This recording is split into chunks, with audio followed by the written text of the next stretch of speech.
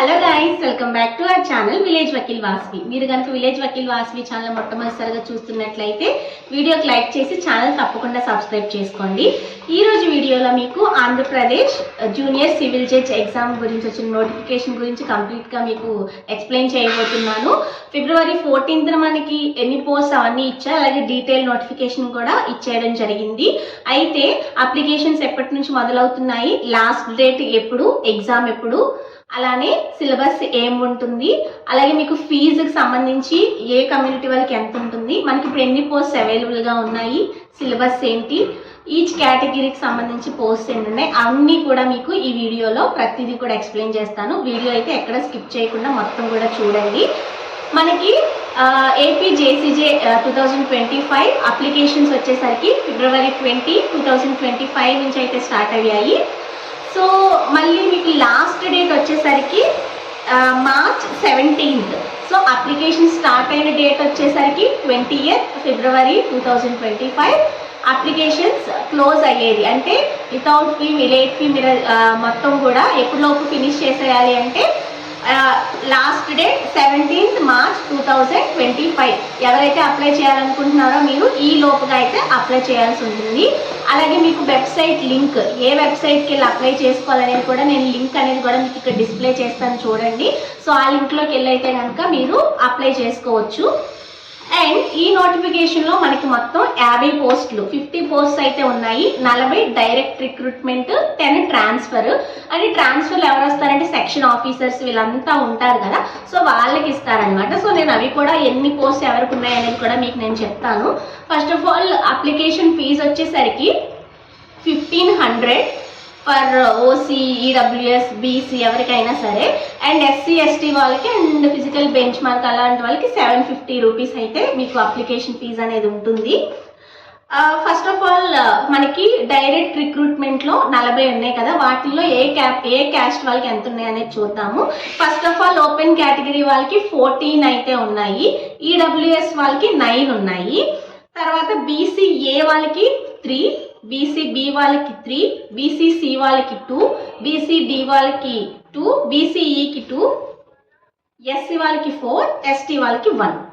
ఇట్లా మనకి total 40 posts అయితే కనుక అవైలబుల్గా ఉన్నాయి. అండ్ ట్రాన్స్ఫర్ కూడా ఓపెన్ కేటగిరీ వాళ్ళకి 7, ఎస్సీ 1, ఎస్టీ 2, ఇట్లా 10 ట్రాన్స్ఫర్ ఉన్నాయి. 40 డైరెక్ట్ రిక్రూట్మెంట్ అయితే ఉండడం జరిగింది. నెక్స్ట్ వచ్చేసరికి మీకు హాల్ టికెట్స్ ఎప్పటి నుంచి డౌన్లోడ్ అవుతాయి అంటే 7th ఏప్రిల్ నుంచి 16th ఏప్రిల్ వరకు కూడా అవైలబుల్గా ఉంటాయి. ఎగ్జామినేషన్ డేట్ వచ్చేసి కూడా ఏప్రిల్ 16, 2025. కీ వచ్చేసరికి 22nd ఏప్రిల్. కాబట్టి ఎగ్జామ్ వచ్చేసరికి మనకి ఏప్రిల్ 16, 2025 ఉంటుంది. అట్లనే కీ అంటే మనకి అబ్జెక్షన్స్ రైజ్ చేయమని కీస్ ఇస్తారు కదా, సో మన పేపర్ డిస్ప్లే చేసి అది ఏప్రిల్ 22nd అయితే డిస్ప్లే చేయడం జరుగుతుంది. లాస్ట్ ఇయర్ 2024లో కూడా మనకి ఏపీ జేసీజే అనేది ఏప్రిల్లోనే కండక్ట్ చేశారు. ఈ సంవత్సరం కూడా కన్ఫామ్గా 1 yearకి ఒకసారి తప్పకుండా మనకి నోటిఫికేషన్ ఎప్పుడు రిలీజ్ చేస్తూ ఉంటారు. సో ఇదంతా మీకు నోటిఫికేషన్కి సంబంధించి ఎవరు ఏంటి అనేది క్వాలిఫికేషన్ కూడా కంప్లీట్ అయిపోయి ఉండాలన్నమాట. చాలామంది ఫైనల్ సెమ్లో ఉన్నాం మేము రాయొచ్చు అని అడుగుతున్నారు. సో వాళ్ళకి ఎలిజిబిలిటీ ఉండదు. ఎవరైతే కంప్లీట్ చేసి రిజల్ట్ ప్రొవిజనల్ కూడా వచ్చేసి ఉంటుందో వాళ్ళకి ఎలిజిబిలిటీ అనేది ఉంటుంది. అయితే సబ్జెక్ట్స్ గురించి చాలామంది లాస్ట్ ఇయర్ నుంచి న్యూ ఉంటాయని చెప్పేసి పాపం అప్పటి నుంచి న్యూ చదివారు. బట్ ఫార్చునేట్లీ అని చెప్పాలో అన్ఫార్చునేట్లీ అని చెప్పాలో, కొంచెం అది చదివి ఇది రెండు చదివి కొంచెం చిరాకుగా ఉంటుంది కదా చాలామందికి. సో సిలబస్ వచ్చేసరికి మళ్ళీ ఓల్డ్ యాక్ట్స్ ఇవ్వడం జరిగింది. ఒకసారి సబ్జెక్ట్స్ కూడా చెప్పేస్తాను. మనకి సివిల్ లాస్, క్రిమినల్ లాస్ 2 ఉంటాయి కదా, ఎవిడెన్స్ వచ్చేసరికి 2 ఉంటుంది. సో మొత్తానికి మనకి ఒక 20 యాక్ట్స్ అయితే ఉంటాయి. సో అవన్నీ ఏంటనేది కూడా ఫస్ట్ సివిల్ లాస్, తర్వాత క్రిమినల్ లాస్. ఒకసారి నోటిఫికేషన్ ఇచ్చిన సిలబస్ మీకు చెప్పేస్తాను. First one, the code of civil procedure 1908 CPC. Second, the Indian Contract Act 1872. Third, the Hindu Marriage Act 1955.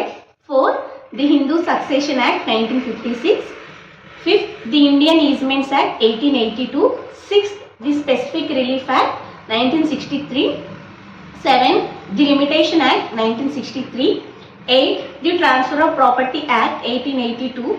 Ninth, the Civil Rules of Practice. 10, the Registration Act 1908 and the Indian Stamp Act 1899. So both acts kuda 10th subject lone untayi.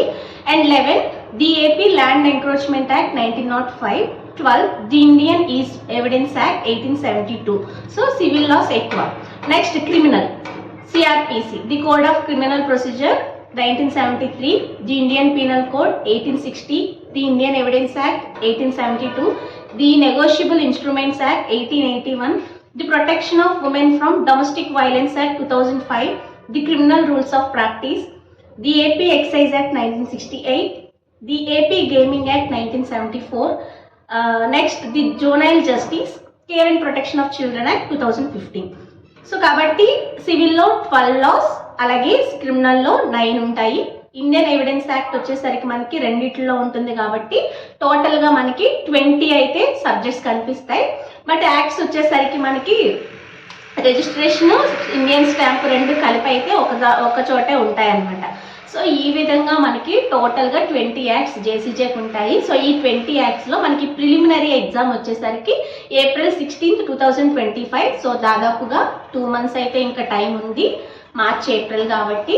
So prepare అయితే ఇప్పటి నుంచి start చేసుకుని అవ్వండి. అంటే ఇప్పటి నుంచి చాలామంది దీని మీద ఉన్నారు కాబట్టి వాళ్ళకి న్యూ యాక్ట్స్ అనేది లేకపోవడం వల్ల ఓల్డ్ యాక్ట్స్ ఇంకోసారి మళ్ళీ మెమరైజ్ చేసుకుంటే గుర్తుండిపోతాయి. బట్ ఇంతవరకు న్యూ యాక్ట్స్ కూడా చదువుకుని ఉంటే కనుక టైం వేస్ట్ అయి ఉండొచ్చు. ఎందుకంటే 1 year నుంచే న్యూ యాక్ట్స్ నెక్స్ట్ టైం ఖచ్చితంగా ఉంటాయి అని చెప్పేసి న్యూ యాక్ట్సే ప్రిపేర్ అయ్యారు చాలామంది. అప్పుడు నాకు కొంచెం బాధేసింది. సో ఎందుకు ఇట్లా న్యూ ఓల్డ్ కన్ఫ్యూజన్ అని చెప్పేసి అనిపించింది. సో ఇప్పుడు కొత్తగా వచ్చిన వాళ్ళు ఉంటారు, వాళ్ళు ఇవి చదవాలి, అంటే ఓల్డ్ యాక్ట్స్ ఇప్పుడు చదివి రాయాలి, మళ్ళీ నెక్స్ట్ నుంచి మళ్ళీ న్యూ చదవాలి. కొంచెం అందుకే రాయాలి అని అయితే నాకు అనిపించట్లేదు పర్సనల్గా ఈసారి. బట్ చూస్తాను.